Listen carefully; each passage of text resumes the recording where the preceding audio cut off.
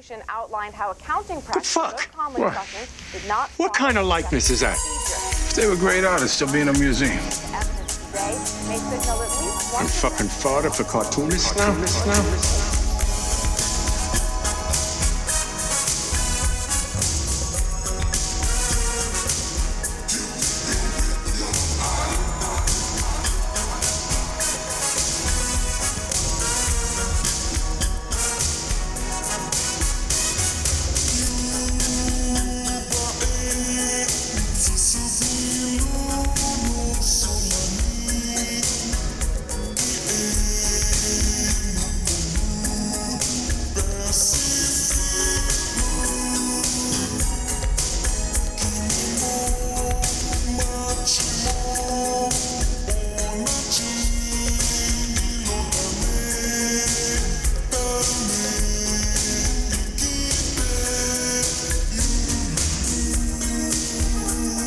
Well, when you know it, it's another episode of Gutter Boys.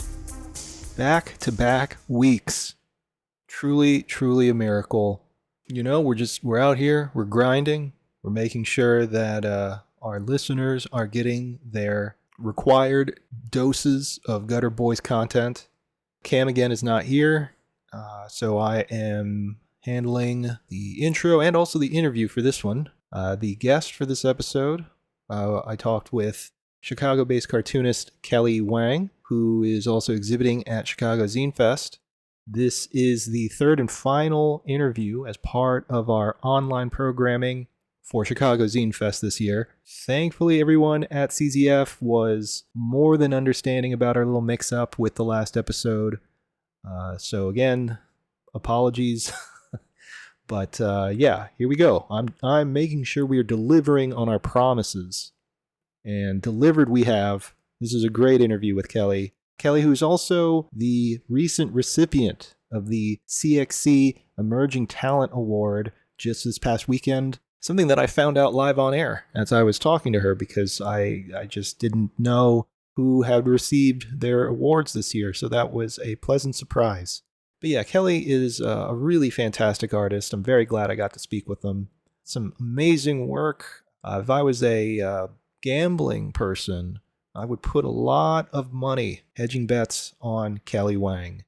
And, not to toot my own horn here, but, you look at our track record of, the cartoonists that I've hedged my bets on, it's pretty good. Averages are pretty good. I should actually take this to some sort of gambling website and actually monetize this in a real legitimate way. But yeah, this intro is going to be pretty short. As I've made it very clear, I do not like talking to myself for these intros. So I'm going to take a quick break. When we return, we'll be joined with Kelly Wang. So please stay tuned. We'll be right back.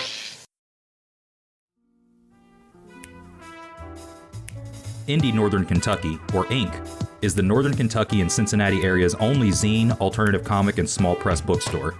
Check out comics, books, and magazines from Razor Cake, Queer Kentucky, Silver Sprocket, Microcosm, and over 200 zines and comics on the consignment wall. For more information about how to sell your zines and comics available at INK, stop by indie.nky.com.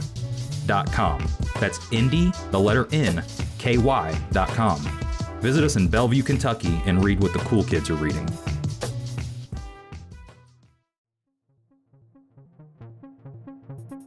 Underground Kingdom Comics Presents Romance is the third issue of a new anthology showcasing the UK's most exciting small press cartoonists. This 28-page A5 comic features cover art by Vincent Bell Robertson and comics by Lily Blakely, Adam Falp, and Anna Redman, plus pinups from Kai Reynolds and Matt Greaves. Daredevils and Warriors wrote, "If you want to leave your comfort zone and are looking for thoughtful and original comics that have an edge without being edgy, then you should check out these UKC books." You can buy Underground Kingdom Comics Presents Romance now, along with the previous two issues, Horror and Crime and Original Art, by backing our Kickstarter, which is live until Friday, March 15th. Don't be a cunt, buy a comic, innit? Hell yeah. And now a few words from our sponsors, the Santos Sisters.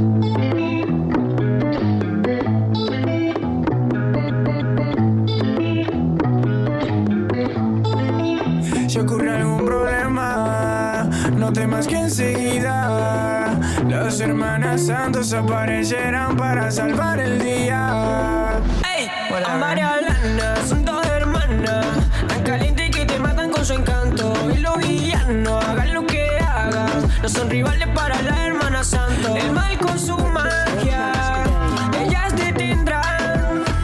No importa el problema, en cualquier situación con ellas contarás. El crimen no tendrá donde esconderse, a plena vista solo son chicas normales. Pero cuando los problemas aparecen, son superheroínas muy sensuales. Santos, las hermanas santos, como ellas no hay tantos dispuestos a luchar. Santos, las hermanas santos, como ellas no hay tantos dispuestos a luchar. Purchase your tracks today.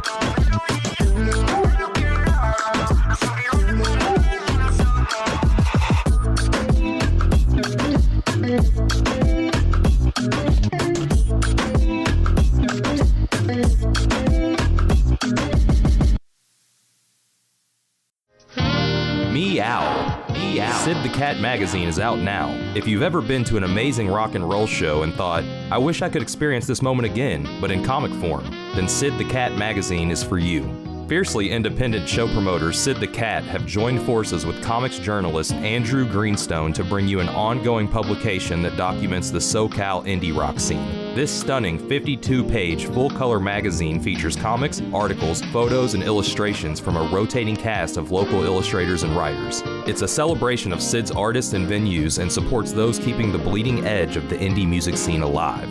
Our first issue covers musical artists Big Thief, Illuminati Hotties, Mike Kroll, Fucked Up, Finn Lilly, Katie Kirby, Kate LeBon, Cursive, Christian Lee Hudson, No Win, and so many more. If you are a fan of comics, indie music, zines, rock reports, or community by the way of culture, order a copy now at sidthecat.com/sid-zine.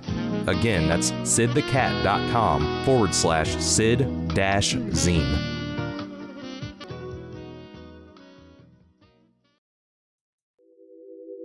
Athenium Comic Art is an original art website for some of the best cartoonists in the business. They currently represent Remy Boydell, Marie Capelle-France, Nicole Gu, Jonathan Hill, Emma Hunsinger, Casey Nowak, Micah Song, and Tilly Walden. Athenium Comic Art gives fans the opportunity to own an original piece of art from their favorite comics and support the artists that they love. In their short time in business, they've already shipped many iconic pages out to hardcore fans across the globe. Don't miss out on your chance to own a one-of-a-kind piece of history. Check out their website, atheniumcomicart.com, and type in Gutter Gang at checkout to receive free shipping on your first order. Again, the website is atheniumcomicart.com, and the code is Gutter Gang.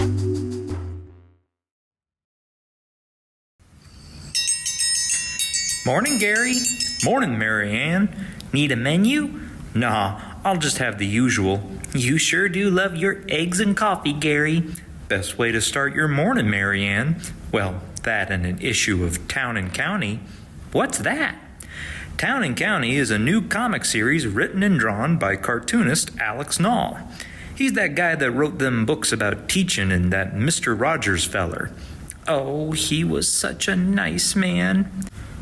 The first issue is 36 pages of black and white comic stories with beautiful color covers and features 6 stories about folks in our little township here in Illinois, like Susie Barber, the house cleaner that uncovers her client's dirty laundry, if you know what I mean, and Stanley Pepper, that big feller that just lost his job and took to drinking every night at Bugs's Tavern. Well, ain't that something? Town and County is published by Ivy Terrace Press, headquartered in Chicago. Chicago? Who would want to live there? So dirty. Each issue comes with a copy of the Hometown Hero, our little town's newsletter, and it's only $8. $8? Where can I get it, Gary? You can order a copy of Town and County on the internet at StoreEnvy/Alex Knoll Comics. Oh, there's your breakfast, Gary. Thanks, Marianne. Nothing like a cup of coffee and a good comic book. Rust Belt Review is a quarterly comics lit magazine featuring serialized and short-form comics from some of the most exciting cartoonists in the small press scene today. Volume 1 features work from Gutter alums M.S. Harkness, Audra Stang, and Caleb Arecchio, along with work by Andrew Greenstone, Sean Knickerbocker, and Juan Jose Fernandez. You can order your copy of Rust Belt Review today by going to rustbeltreview.org. Enter in promo code GUTTER to receive $2 off your order. Again, that website is rustbeltreview.org, promo code GUTTER.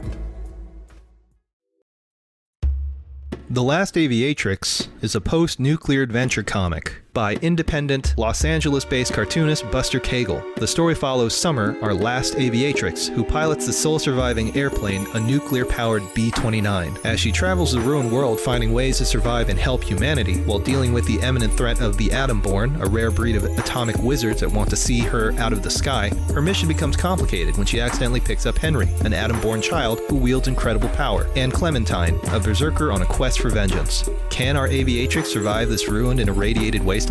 Every issue can be read for free on bustercagle.com/comics. Paper copies can be ordered as well, but you can still read it for free. If you like wizards or warplanes, go check it out. Now, back to our program.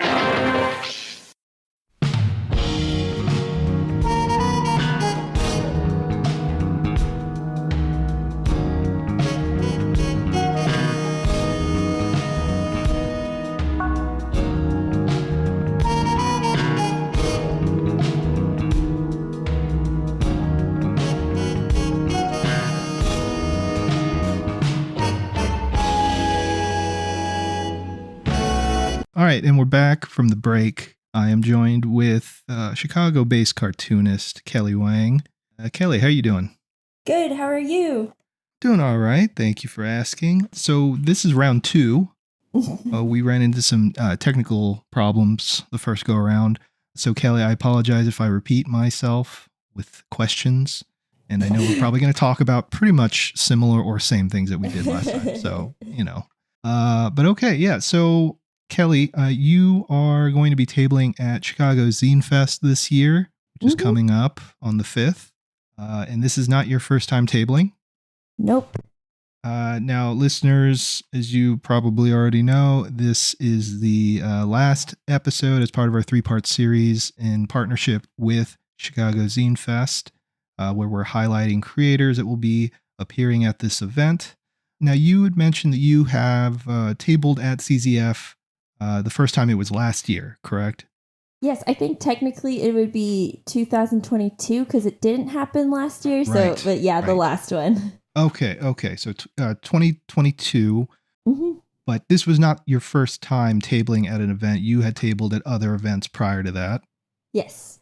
And so let's talk a little bit about your experience at CZF, what you're looking forward to, and how you're preparing going into the event.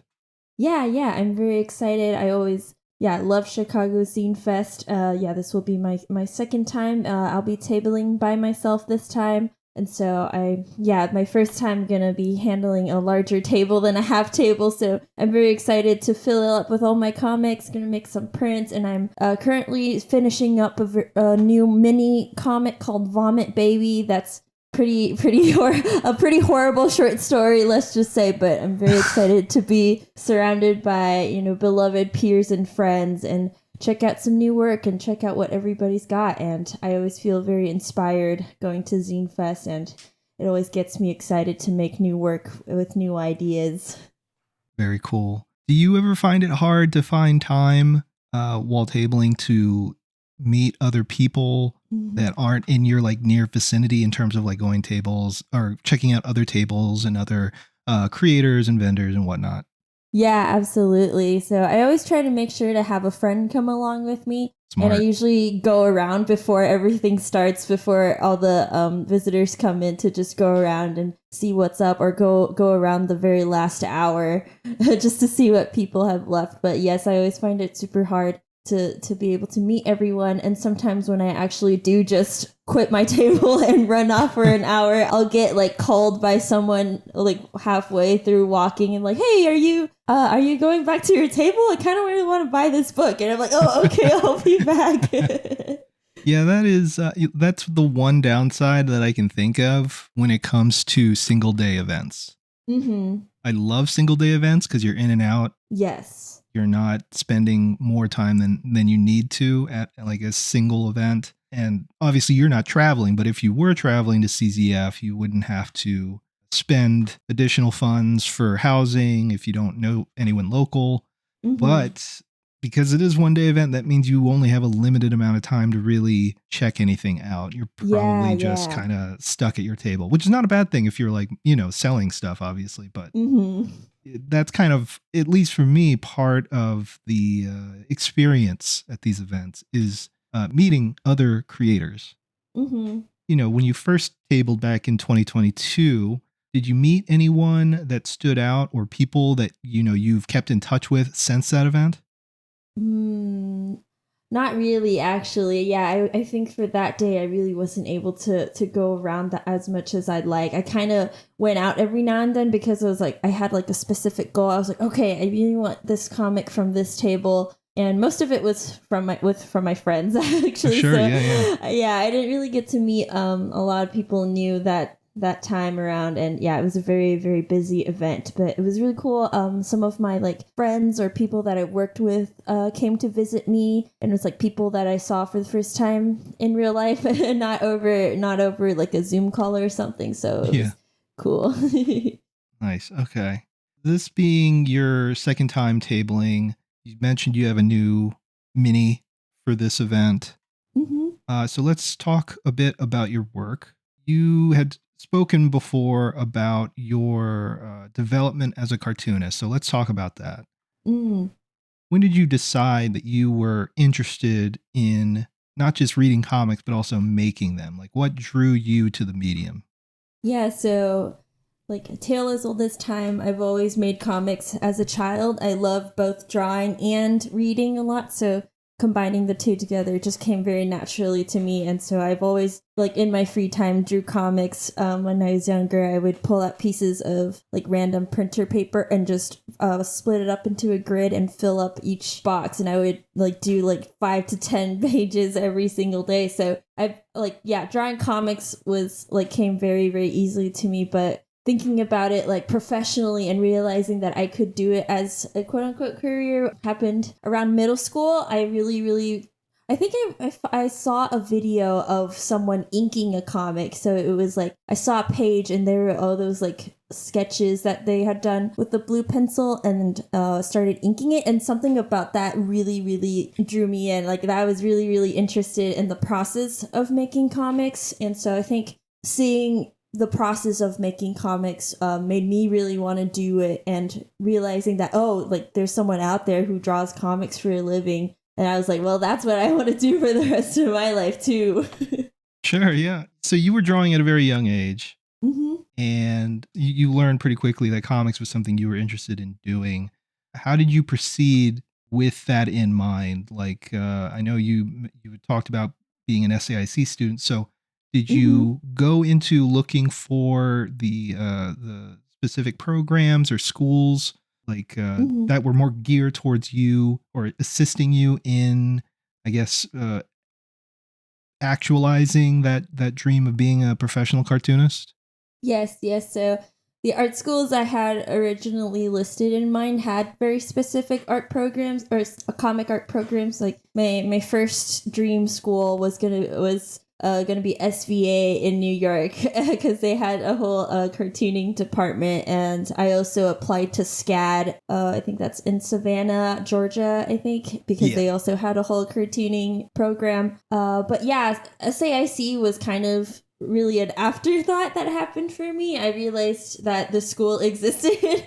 I think after seeing like another classmate, or it was like an upperclassman in my school who also was applying to art school, also applied to this place. So I was just like, more options, why not? And so I applied, and I SAIC gave me a scholarship, which helped a lot in making my decision. And I also went to one of their presentations that they hosted when I was in Taiwan, and they were really boasting about the whole, be able to visit the museum and, get to do be very interdisciplinary with your art. And so that really interested me too, because I was like not only wanting to be a cartoonist, but also want to be just an artist in general. So I was keeping my options very open, very diverse, and was very interested in it, just exploring and seeing what's out there. So that caught my attention, and it's where I ended up going. And I feel very happy. Like now that I've graduated, I often say to my friends, I'm very, very happy I ended up here in Chicago and here in SAIC because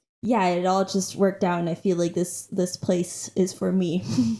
Now, did you have any idea about Chicago and its, pre-existing comic scene before applying to SAIC?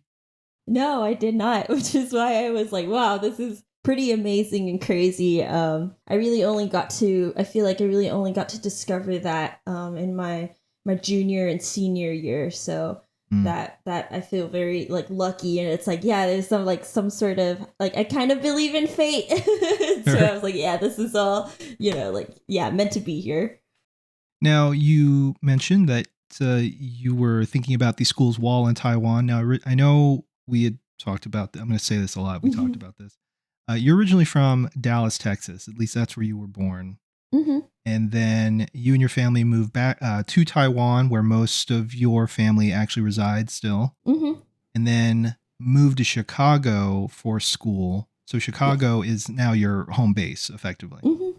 Yeah. Is there anything that you miss about Taiwan or even Dallas? Well, Taiwan does have really good food. That's a good point. Yes, which is something we'll be talking about here shortly. Yeah, very good food, and honestly, a very beautiful place to be. But in terms of like my two main interests, which are comics and music, like America kind of wins a lot. So it's like, I definitely miss my family and miss the food, and I go back often to see them and eat all the food. But like here in Chicago a lot more. And Chicago has a decent spread of Asian food. Mm-hmm. Not Taiwan. It's not even Flushing, but there's some decent stuff there. Yeah. You have a favorite spot in Chicago? Ooh, I have many favorite spots. It depends on. I could get very like nitty gritty. Please do. Go ahead. So I have one of my favorite kind of Thai food spots, Ging Khao Eat Rice.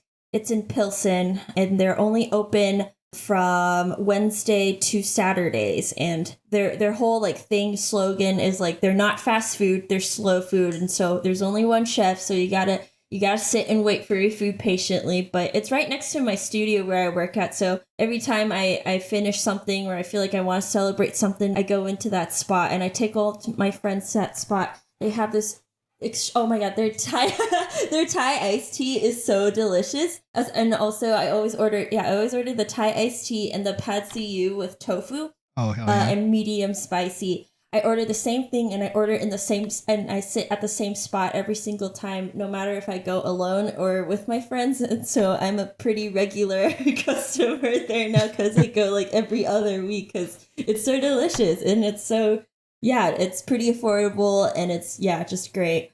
There's this really, really good spot for like Hong Kong street food and like chashu rice balls in Chinatown, which is also very affordable and very delicious. And they open pretty late, called Ken Ki Restaurant. Yes, they have this afternoon tea deal on the weekdays from 1 to 5 p.m. If you order a drink and a dish off of that menu, it's only for $10. And so I'm there like all the time with like a lemon tea, and you can get like a whole nice warm bowl of beef noodles for $10. That's amazing. Yeah, you can't beat that. Yeah. There's one or two like Taiwanese spots that are really good that I like to go to. There's a spot called Hello Jasmine in Chinatown. They have these bento rice boxes that are pretty much like what you get in Taiwan. Yeah, and it just tastes the same, so I really like going there. And then there's a spot in Bridgeport called Taipei Cafe, which also has really, really good popcorn chicken. Nice. Okay. Yes. Have you been to Dolo? Yes, Dolo. Oh, that's my favorite spot for dim sum. It's so okay, good. so you know. Okay. All right. Yeah, Yes. no, that's 100% my dim sum spot. Like anytime I'm in Chicago and I want dim sum, I beeline it there. 100% agree. And it's like, yeah, they have a discount on weekdays too. So Yes, which is pretty recent because they originally never did dim sum all day Oh and on wow. weekdays. It was Mm. normally like only on specific weekends and only at specific times. And I think they realized that people were demanding it. Yeah, I'm glad that's happening now. Yeah. So yeah, let's talk a bit about your upbringing, the stuff that you were interested in comics wise. Mhm. What kind of comics were you into growing up, and what kind of work were you drawn to that had an impact or an effect on how you think about making comics? Mm. Yeah, so Garfield strips is definitely the first thing that pops into mind. I remember my aunt gave me a Garfield strip. It was like one of those calendars that you like rip off each day. Yeah. And yeah. she gave it to me for my birthday, and I like ripped every single one of them off on the first day just to read those comics. There were these really old, like, are kind of a classic Hong Kong comic strip called, I think it's Old Master Q. That series is pretty popular in Taiwan, I think, and especially in the generation my dad grew up in. I didn't understand Mandarin as a child, but I flipped through those books a lot because I just like looking at the pictures. I did mention before my dad has a huge manga collection, and so I was surrounded by a lot of manga, and I feel like I didn't really read a lot of them because they were all in Mandarin, and I can read Mandarin now, but as a child growing up in Texas, I couldn't really understand it, so I looked at a lot of pictures, but a couple that come up to mind is, yeah, my whole family loves food, and so my dad has a lot of food manga, and I think that's definitely something that really influences me a lot. One of my favorites is definitely, what is that, Shota no Sushi, which is a whole series about making sushi, and that they can like dedicate a whole book, like, yeah, whole issue just on like tuna sushi or something. That's like pretty insane, and I feel like I really love when they get really specific and like show you step by step how to actually make it. Or there's a manga series that was about a father cooking for his family. It was like a wholesome, cute family manga, and they had like recipes in there, and I really liked looking just at the images of the food and the process of making the food. Chuka Ichiban was also a very classic, it's, yeah, kind of a really classic manga and anime in Taiwan. Like it's so classic to the point that everybody knows like the memes from it, or like quotes like stuff from it in daily life. And so that one is also a very iconic one that I think about a lot of the times. And it's just, yeah, how they have so much fun playing around with food and just the exaggeration of it all. And it's just like, yeah, you can, think about this one tiny thing, but like expand so much on it is really attractive to me. It doesn't have to be anything crazy. It could just food. Yeah, there's nothing wrong with that. Now, obviously, I don't know a ton about Taiwan's comic scene or the types of comics being made there. I know we had talked about how a lot of stuff that's being imported into Taiwan is generally from either Japan or Hong Kong, mainland China. And so were there any comic creators that you could think of that were making stuff that was explicitly from Taiwan? There is this really iconic cartoonist named Shen Wen. I did not really read his stuff growing up, and he bases a lot of I don't think he wrote his comics, but drew most of the art and collaborated with some, but they were all about like kind of like old ancient Chinese tales or like mythology in a sense, but yeah, he's kind of like a very treasured and iconic cartoonist, and he his work was in like one of our national museums a few years ago, and I got to visit, and yeah, his work is pretty insane, like the art, like drawing wise, and so that, I think, yeah, that's someone that comes to mind. Nice. Okay.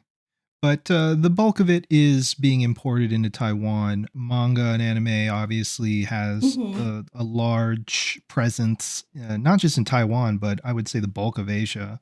Yes. In terms of like how comics are made and like how people think about comics and making like just the process of them. A lot of that is informed by the manga studio system, you know, and so seeing that was very much a thing around you, especially since your dad collected manga. What were your takeaways from that particular system or that process or approach to making comics? And how does that differ from the way you think about making comics now?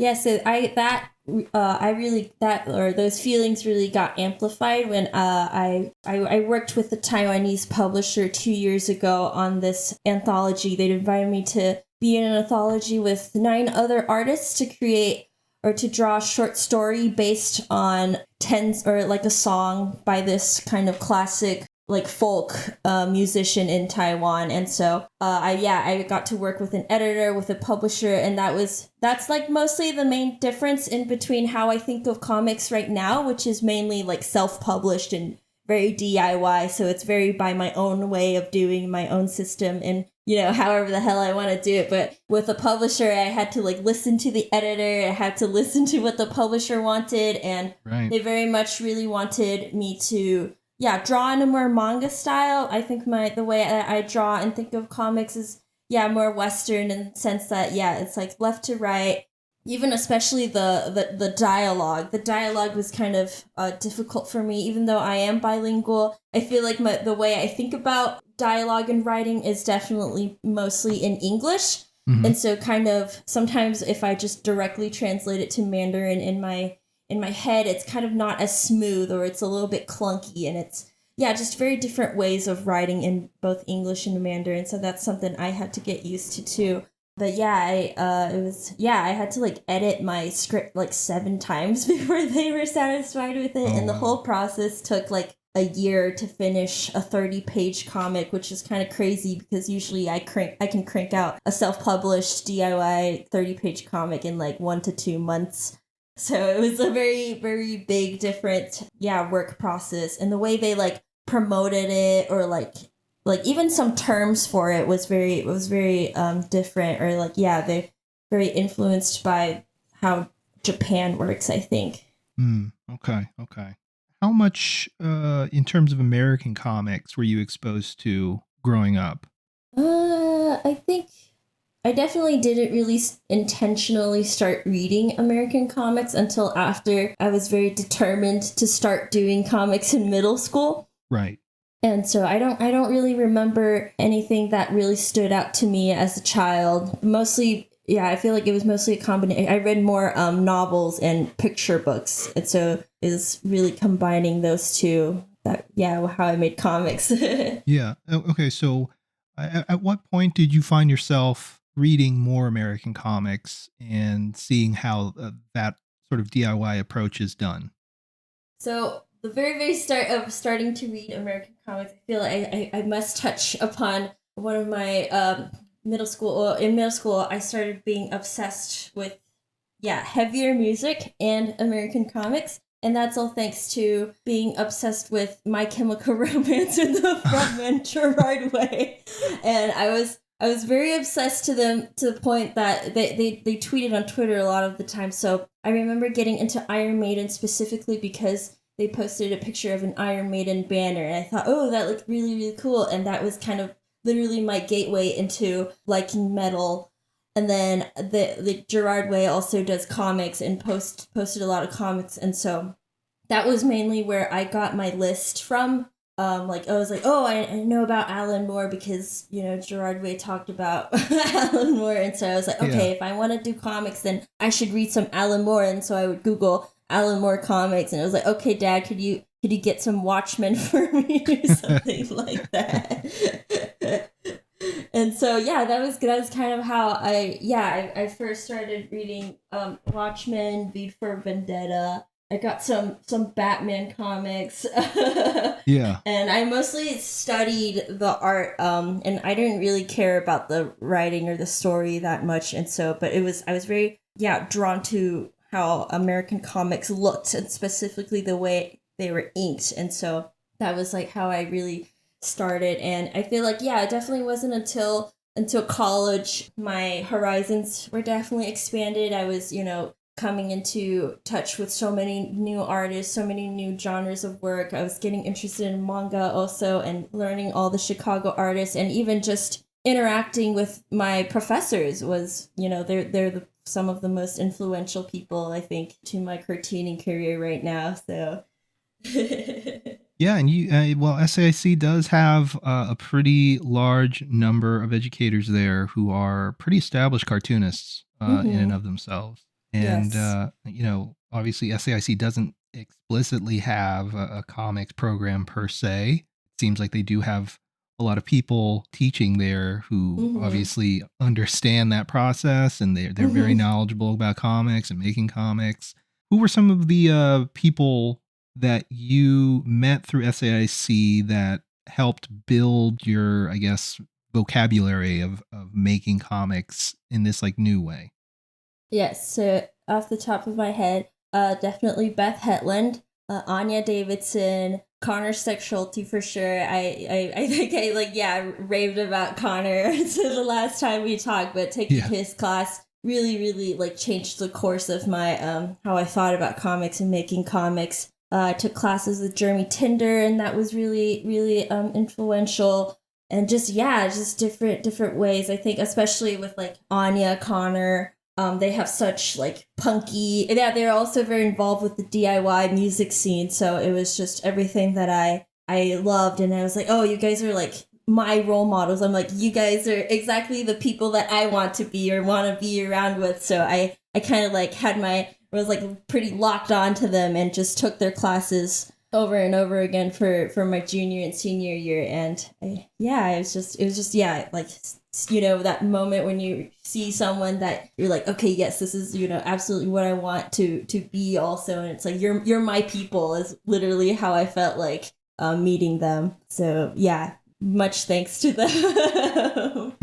Now, the bulk of the stuff that you were reading growing up and then going into SAIC, a lot of this is black and white in terms of the actual artwork, the pages. How did that dictate how you think about comics? And has that changed at all? Or do you feel like that's kind of like the black and white is sort of your go-to?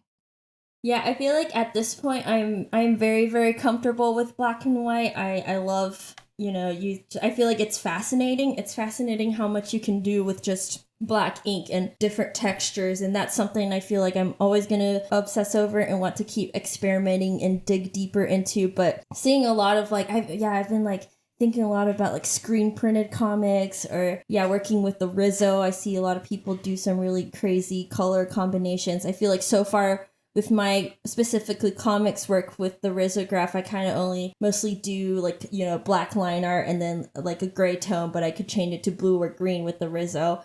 So I'm like definitely wanting to, gear more towards like colorful stuff, but I'm just, black and white is definitely my safe zone, but I am open and wanting to experiment and branch out, because I also did screen printing in college and I just love printmaking in general, and I really, really want to intentionally combine that even more than I do already with my comics work. And I feel like, color is definitely a very important aspect in screen printing, because it's so beautiful, and I definitely want to do more of that. Yeah, I do notice that a lot of people who are interested in comics or making comics, they generally have some kind of background in printmaking. Obviously it's because comics, one of the few mediums that is still very much connected to the object, right? Like it's still, even though webcomics is a thing, obviously, and I know it's pretty popular in some parts of the world, print media is still how most people experience or appreciate comics. So how has that impacted how you think about comics, or at least how you approach making comics as an art object?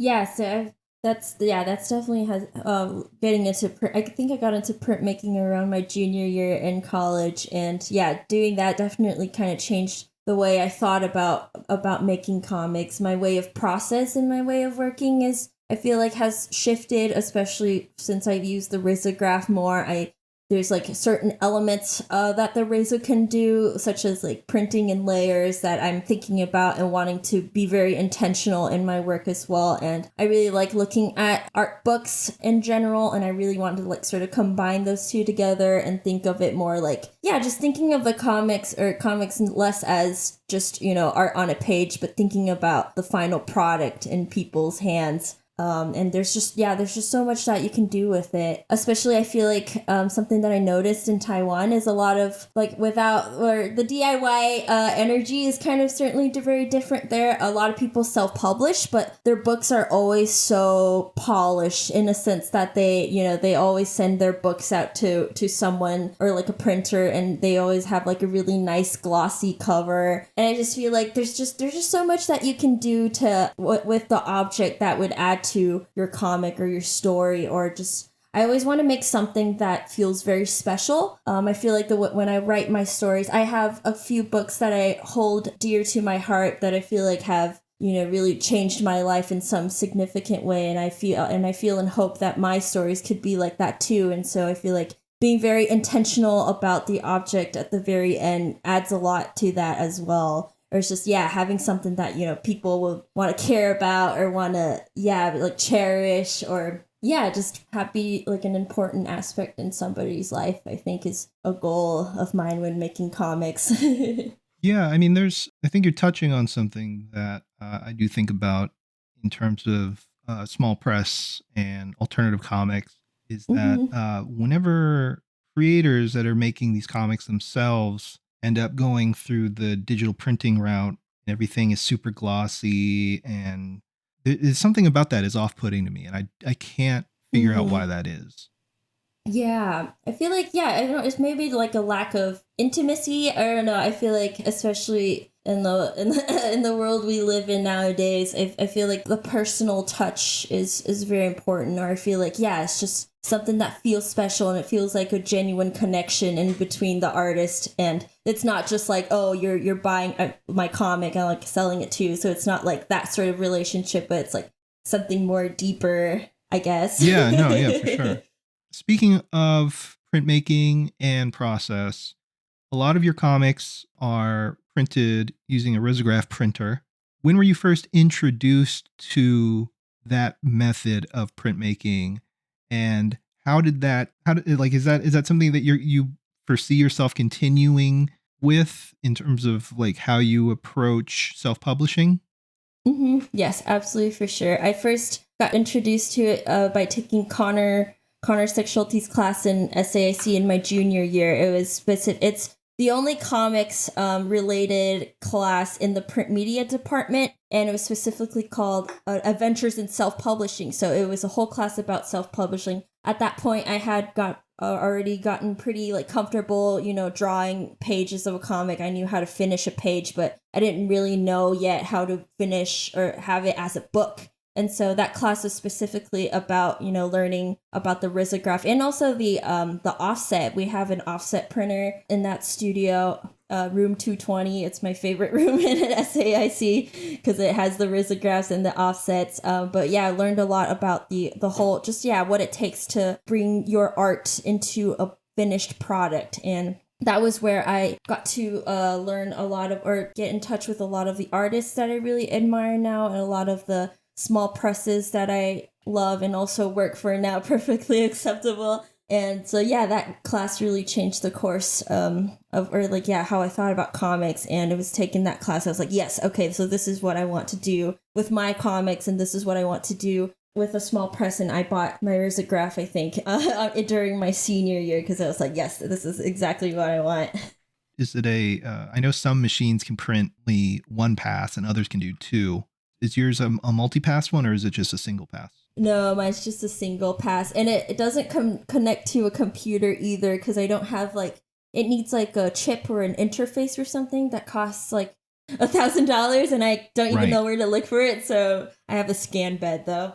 Okay, cool. All right. So wow, yes. Well, okay, so that's a good segue into process in terms of how you're making your comics. When you're drawing your work, I know that you don't work digitally. Mm-hmm. So why did you decide on that route in terms of wanting to make this using analog methods as much as possible compared to, drawing or prepping this stuff digitally? Yeah, so I initially fell in love with comics with how American comics looked and were inked, but specifically getting to know the Japanese manga documentary Manben was a huge influence on me about that, because that whole documentary is just different mangakas raving how doing stuff analog or traditionally is so fun and so beautiful. And yeah, that documentary does a great job of documenting how each of these artists do use so many different tips and techniques and tricks, and it just seems like a really wonderful rabbit hole to get into and discover new ways. And it's just the way how it's like you aren't able to hit Control Z and undo a stroke or something wrong immediately. It's those imperfections and kind of the unpredictability of it that's really attractive and really beautiful. And I think that's what makes making comics honestly the most fun. I think without this whole process, without feeling the ink, without using ink and using whiteout and layering stuff on top of each other, I don't think I would love comics as much if I wasn't able to do that. And so when did you start working with Perfectly Acceptable, and how has that impacted the way you think about your work? Yeah, so during Connor's class, he brought in a lot of, wonderful examples, and Perfectly Acceptable's books were definitely one of those examples. Some of my favorite artists now, like Lale Westman, Anna Highfish, have both been published by Perfectly Acceptable. Anna Highfish's Drifter is one of my most favorite comics of all time. I think about that book all the time, and every time I work on something new, I think about that book. And so after taking that class, I was like, these comics are so beautifully published, and I just fell in love with them. And so during I think it was summer of 2022, I was thinking about what I was going to do after I graduated, and was thinking of, I should want to do some internships or see if there are any jobs around town that are related to risograph. So I just randomly shot an email to Matt being like, hey, are you looking for an intern possibly? And at that time, he wasn't, because he was moving studios. But exactly a year later, so August 2023 last year, he replied and was like, actually, I'm looking for an intern right now. Would you be interested? And I was like, heck yeah. And so I was an intern for around 3 months. And then I am now promoted to the assistant position and am the print operator. So I've been printing the books and job orders for Matt. Nice. Yeah, very familiar with Perfectly Acceptable and Matt. Good people. Do you see yourself wanting to continue working with Perfectly Acceptable, and maybe even having Matt publish some of your work later down the road? Yeah, I'm definitely interested in that. Yeah. Yeah. For sure. Yeah. Mm-hmm. Okay. Now, I know they use different binding methods depending on the project. Mm-hmm. Do you have a preferred way of binding your own comics? I've been on kind of a spiral kick for a few projects now. I have 1 or 2 books that have been spiraled, and it's really a fun process if you have the right tools. But I really do love how the spirals look. I've recently been wanting to try out perfect binding. I don't have a book that's perfect bound yet, so I kind of want to do that soon, but I don't know for what yet. Saddle stitch is always a good one. But yeah, I think the spiral has gotten me pretty in a pretty good clutch recently. Now, does that require a particular device in order to do that, or? Yeah, you do need a punch to punch all the holes, and then you grab your spiral and just kind of spin it up, and it's fun. Okay. Yeah, I've never done that.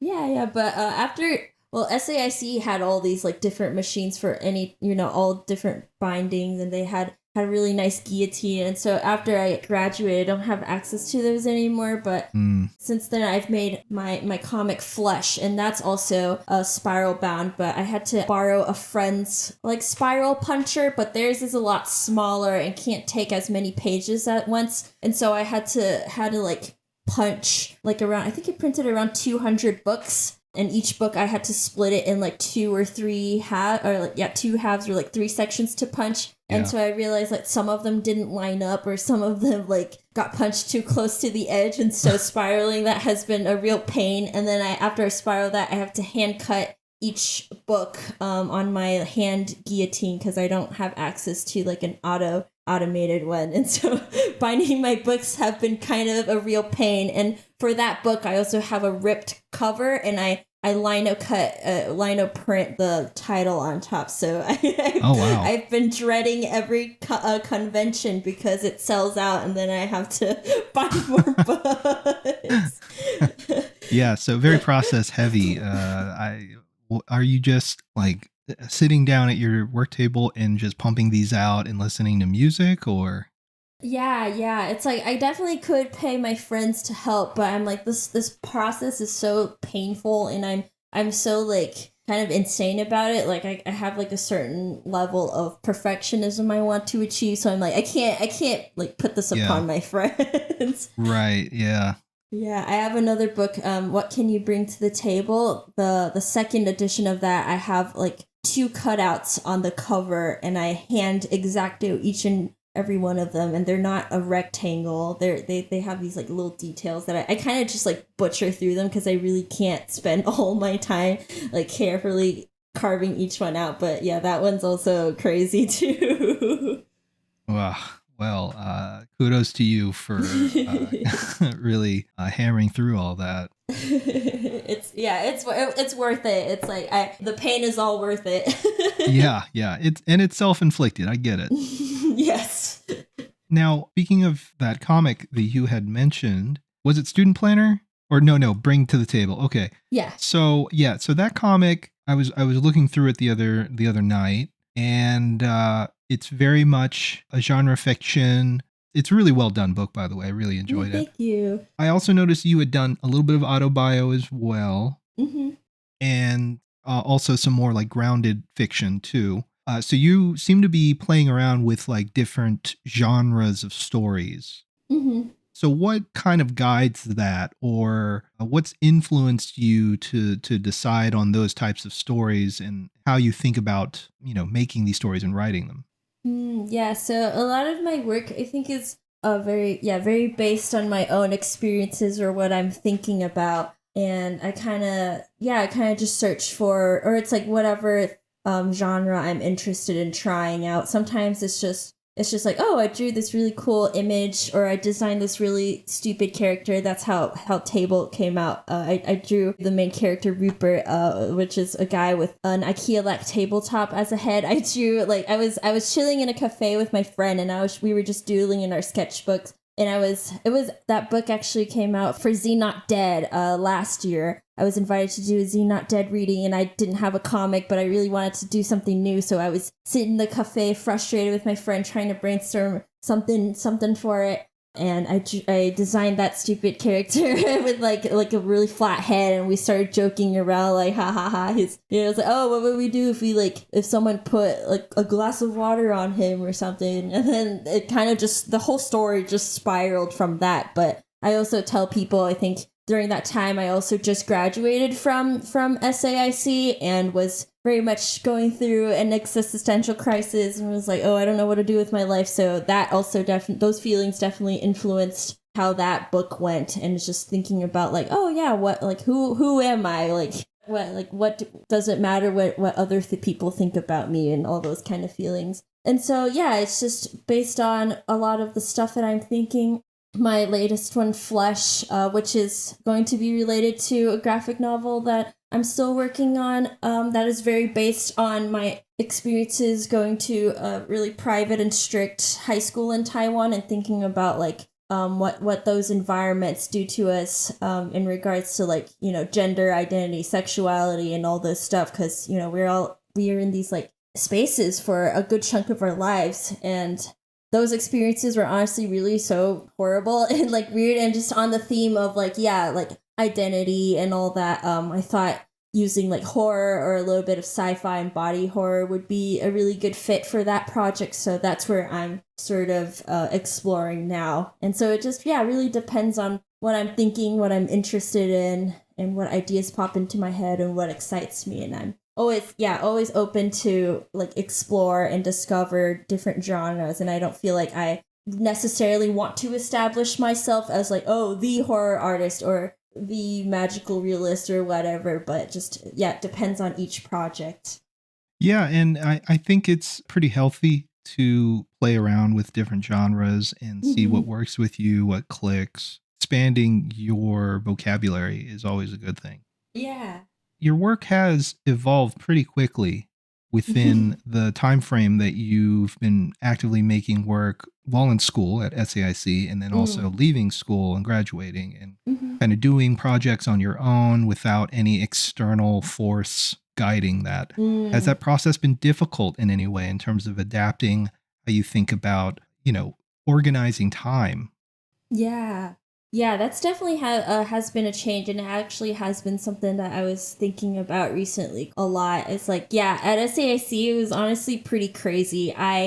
I put a lot of pressure on myself. So aside from like assignments and stuff like that, I did a bunch of also like external extracurricular activities. I did a lot of contests. My first book, Art Grant Station, was for a contest that I applied by myself and was not really SAIC related, and I led the comics club in our school's Rex Candy Bar. So it was working really, really tight and fast in a short time frame was something that I was very, very used to, and definitely had a process that I have because of those circumstances. And so now that I'm out of SAIC, I've been doing a shit ton of conventions. I think last year I did probably around like 6 to 7, and this year I originally had around 10 of them planned, but it was leading up to like last month when I was preparing for Cake. I was suddenly feeling so extremely burnt out, or I wasn't burnt out in the sense that I didn't like comics anymore, but I was burnt out in the sense that I didn't like the way I was making comics anymore. It was like I was telling my friends so often, I was doing a Toptic for one weekend and then Cake the very next weekend, and I was getting so tired of kind of just like, having to crunch out stuff for these conventions at such a last minute, because I really do love the thrill and the adrenaline of drawing a whole 30-page comic in like 1 to 2 months. That's kind of how I've been doing things, and it's like, leading up to every convention, I have to bind all these books so last minute, and I was just very tired of it, and I was feeling like I can't really enjoy the stuff that I enjoy making comics. And so now I've been very intentionally slowing down, and I was supposed to go to CXC and also Portland Zine Symposium this month, but I kind of quit both, or kind of gave up them both last minute, and I kind of regret giving up CXC because I won the Emerging Artist Award, which is insane. I was like, gosh, congrats. I should have got there, But I feel a lot happier, and I was sitting in my dining room with my partner, and I was literally noodling on there's like a scene in Vomit Baby, my new comic, where I'm drawing the underside of a bridge, and I was just enjoying myself drawing the rusty, dusty details of the bridge. I was like, this is what I miss and this is what I want, and I'm so happy I'm not like cramming this out for these conventions, because I can enjoy this process so much more. And so that has really changed for me, and I'm, in a sense, I felt like I felt this pressure of wanting to get a new book out every convention in a way that I think was that I really wanted to prove myself. It was this feeling of I want to prove myself that I am a cartoonist and I can be a cartoonist, and the only way that I felt like I could be was to have a new book out every convention. But it sounds stupid now, but I'm like, no, I feel like at this point, I'm like, no, I feel like I don't really need to prove myself to really anyone or even myself that, because it's like, I am a cartoonist. I know how to make comics. I know how to finish a project, and I can actually, just slow down and enjoy it. And I know something will come out of it, For sure. Yeah. I mean, I feel like a lot of cartoonists, regardless of the age, they tend to put a lot of pressure on themselves. Yes. Often for no reason. Yes. Like, it is kind of a mental illness to a degree. Very much so. And I'm glad to hear that you've learned that lesson, at least at a pretty early stage in your career, to know to just maybe take a step back, catch your breath, and kind of realign yourself and figure out what your priorities are. Yeah, You do see a lot of cartoonists burn themselves out. Yeah. I feel like at this point I'm pretty confident saying I have built the self-confidence in myself as an artist. And it's like, even if I only put a book out every 5 years or something, I think that's fine too. It's like, it's just comics, man. Right. 100%. Yeah. Yeah, sometimes I'm like, I get so stressed and I'm so anxious, and then I just stop and like, it's just ink on paper. Right. Yeah. I mean, that's like, drastically simplifying it, but No, I mean, it's true. And it's, it's just comics. This is not like, it's not stocks and bonds. Like, people aren't making hand over fist with their comics. Yeah. It's very much a passion project for everyone.